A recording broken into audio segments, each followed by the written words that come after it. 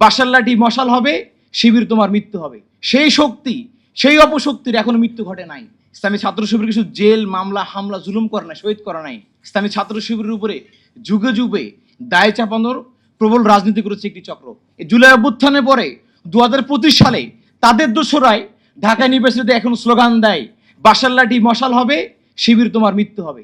সেই শক্তি, সেই অপশক্তির এখনো মৃত্যু ঘটে নাই।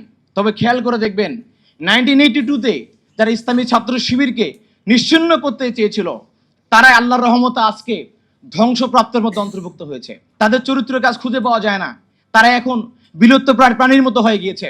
তাদের কমিটি আমরা খুঁজে পাই না। আগামী দিনে যারা ইসলামী ছাত্র শিবির কিনে এমন জুলুমের পথ বেছে নেবেন, ছাত্র শিবিরকে নিশ্চিহ্ন করার প্ল্যান করবেন, আমরা বিশ্বাস করি আল্লাহর রহমতে আপনারা তাদের পথে হাঁটবেন ইনশাল্লাহ। আপনাদেরকে একসময় ক্যাম্পাসে খুঁজে পাওয়া যাবে না। শুধু বলতে চাই, ইসলামী ছাত্র শিবিরকে শুধু জুলুম করেছে বিষয়টি এমন না। আপনারা দেখে থাকবেন ইসলামী ছাত্র শিবির কখনো কোনো আধিপত্যবাদ শক্তি, কোনো ইসলাম বিদ্বেষী শক্তি, কোনো অপশক্তির কাছে আমরা মাথা নত করি নাই।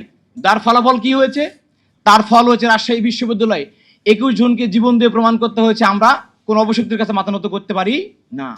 চট্টগ্রাম বিশ্ববিদ্যালয়ে 10 জনকে জীবন দিতে হয়েছে, ইসলামী বিশ্ববিদ্যালয়ে 5 জনকে জীবন দিতে হয়েছে, বাংলাদেশ কৃষি বিশ্ববিদ্যালয়ে 5 জনকে জীবন দিতে হয়েছে। এইভাবে এক বছরে ঝিনাইদহে 15 জন ভাইকে আমাদের জীবন দিতে হয়েছে 2015 সালে।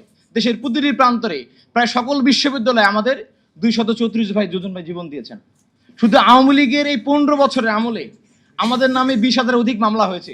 শুধু মামলা হয়, ক্ষান্ত হয় নাই, বাড়ি থেকে উঠিয়ে এনে আমাদের ভাইদেরকে রাতভর থানায় ঝুলিয়ে পিটিয়েছে, আঙ্গুলগুলো থেকে নখগুলোকে উঠিয়ে ফেলা হয়েছে।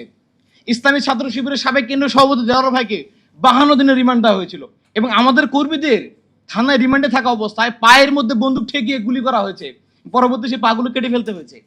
আপনারা লাস্ট কয়েকদিন আগে সদ্য সম্মেলন আমাদের হয়েছে দেখবেন ডিসেম্বর মাসে, সেখানে যে সমস্ত ভাইরা এসেছিলেন আমন্ত্রিত, দেখবেন আমাদের অসংখ্য বাইরে হুইল চেয়ার নিয়ে এসেছে, কারণ তারা হাঁটতে পারে না, তাদের পাগুলো ঠিক নাই, পাগুলো গুলি করার ফলে আমাদের কেটে ফেলতে হচ্ছে বাধ্য হয়। ইসলামী ছাত্র শিবিরের সহস্রাধিক ভাই রয়েছে, তারা পঙ্গুত্ব বরণ করার অবস্থায় আছে এখন। মামলা হামলার কারণে ক্লাস করতে পারে নাই, পরীক্ষা দিতে পারে নাই, ড্রপ আউট হয়েছে। এই সংখ্যাটা 1000-এর কম নয়, আরো বেশি। শুধু তাই নয়, আমাদের ভাইদেরকে এখনো গুম করা হতো নিয়মিত ভাবে, যার মধ্য থেকে 7 জন ভাই এখন পর্যন্ত ফিরে আসে নাই। বিকাশ পেমেন্টে 10,000 টাকার বেশি অফার, শপিং চলছে তো। অন্তর্বর্তী সরকার আমাদেরকে সন্ধান দিতে পারে নাই। র্যাব অফিস থেকে শুরু করে স্বরাষ্ট্র মন্ত্রণালয়ের কার্যালয়, হাইকোর্টে আমরা সব জায়গায় গিয়েছি যে আমাদের ভাইদের সন্ধান দেন।